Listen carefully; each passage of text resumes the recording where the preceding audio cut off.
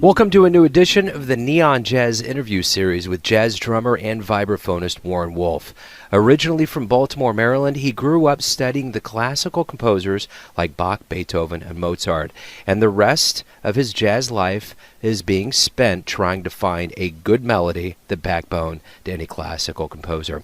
He talked with Neon Jazz about his March 4th, 2017 upcoming gig in Kansas City at the Folly Jazz Series with the great Cyrus Chestnut and his trio. It will feature some of the tunes off his latest record, 2016's Convergence. Over the years, he has been busy on stages all over the world, including Wally's in Boston for over 2 years. So get to know him and dig this interview, my friends. Hey, Warren, thanks for taking a minute out to talk to me about your show coming up here in KC.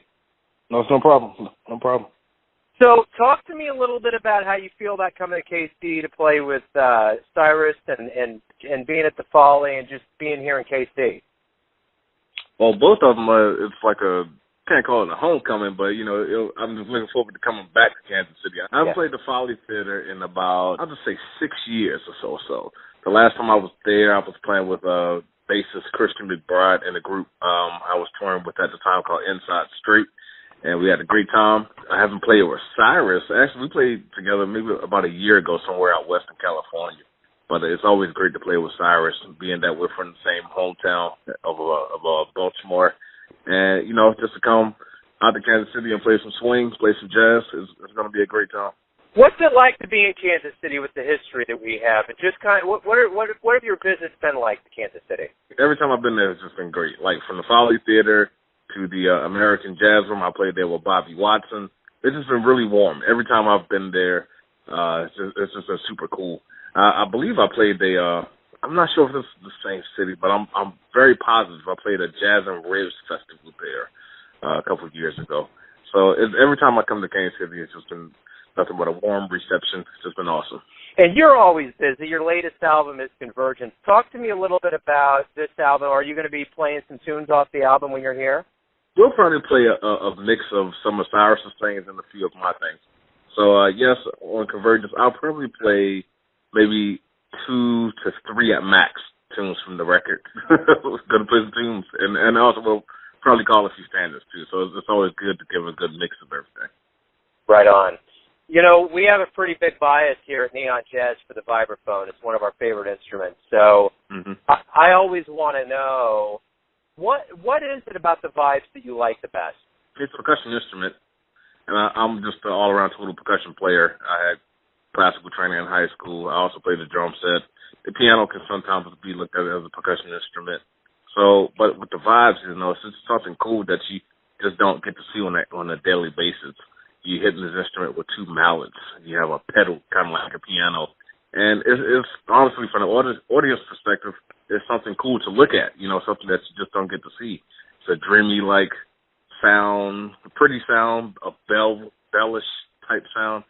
Just a nice instrument that's not the everyday instrument that you would see in the front of a jazz band. Absolutely. So you're from Baltimore, Maryland. Mm-hmm. Give me an idea of what your childhood was like. What was the scene like? How did you grow up seeing jazz? How did you get into it? Well, my dad, he had a band around town, and they played on the weekends in the Baltimore, D.C. area. So I would always just watch my dad and his band play. There was a club that was owned by a former member of if any young people out here, they might not remember this, but the former Baltimore Colts before they moved to Indianapolis. There was a guy named Lenny Moore. He played for the team. He owned a club in a Baltimore neighborhood. It was called the Sportsman's Lounge. So my dad, they used to play there, and then sometimes on Monday nights when I was a teenager, I would sneak out the house and go up there on Monday so I could sit in with some of the guys. There weren't but so many sessions, at least that I could get to, because, again, I'm a teenager. I didn't have a car. But the Sportsman's was one of those main clubs where everybody would go to so they could play and, get their chops in, get their work in. The one thing about you in your history is that you come from a classical music background with Bach and Beethoven and Mozart. How does that kind of stringent classical mentality translate into your jazz mentality today? For me, it's always about making pretty melodies. So if you listen to a lot of classical music, you realize that Bach and Beethoven, Antonio Vivaldi, a lot of those guys, they were writing these melodies that actually had jazz harmony. I'm sure they weren't thinking about that stuff back then, but it had jazz harmony in there. And it's always based on, like, pretty melodies and things like that. So I try to transfer some of that stuff over to when I'm composing. I'm going to have pretty melodies that the audience will remember and, nice melodic solos that the audience can remember. I'm so much of a player for the people, so I like to put my energy there. And the one thing about your history as a musician, even getting into music, is that you've had great teachers. Talk to me about, you spent a lot of time with Dave Staniels. Talk to me about what he taught you about not only being a musician, but living life well. Dave was just an awesome guy. A lot of our private lessons, we didn't even play. We would just, again, talk about what to expect once you graduate from school, because a lot of schools, they don't give you a formula. They just kind of give you your degree and say, okay, you graduated, you're done. But Dave and I, we talked about, how to go about getting work, how to conduct yourself, being a professional. That's on that end. But on the playing side, he challenged me in many different ways of playing, not only straight ahead jazz like bebop or, the American Songbook, but just how to stretch and open your mind, like playing in different polyrhythms and different time signatures and things like that. The one thing, too, that I find interesting, when you were in Boston, you played at Wally's for 2 years. You had a regular gig there. That had to be a great experience and a great learning curve for you. Definitely was. And actually, during those 2 years, I hardly played vibes. I shouldn't say that. I hardly played vibes at that club. 98% of the time, you would catch me there on Fridays and Saturdays playing drums. Drums is very much another instrument of my choice that I really like to perform on.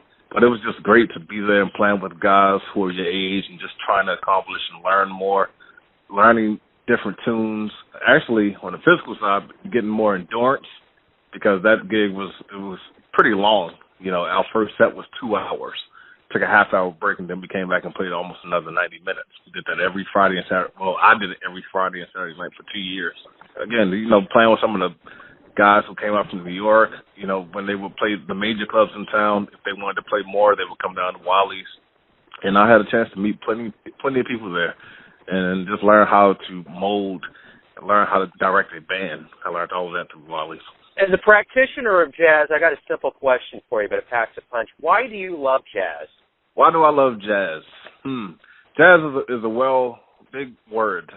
I love jazz, honestly, because of the freedom that you get in the improvisation. Jazz, to me, is not just what people heard in the 40s and 50s and everything.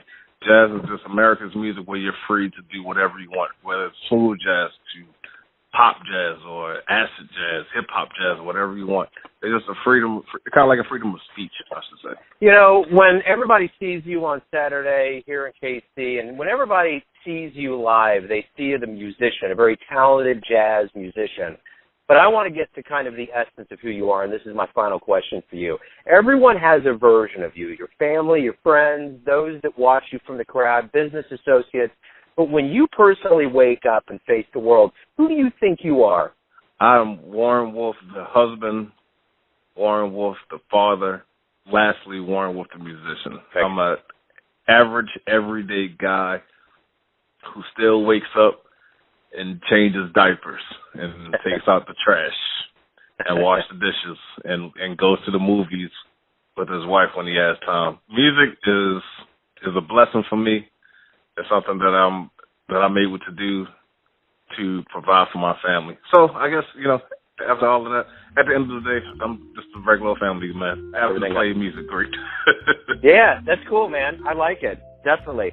Warren, hey, have a great time in Kansas City, and thank you for taking a minute out to talk with me. I appreciate it.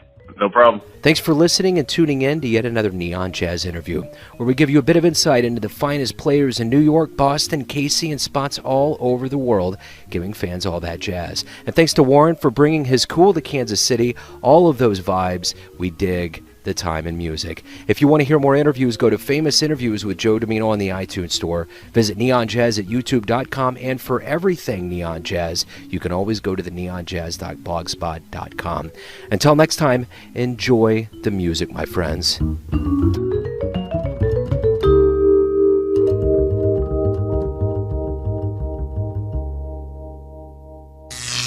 Neon Jazz.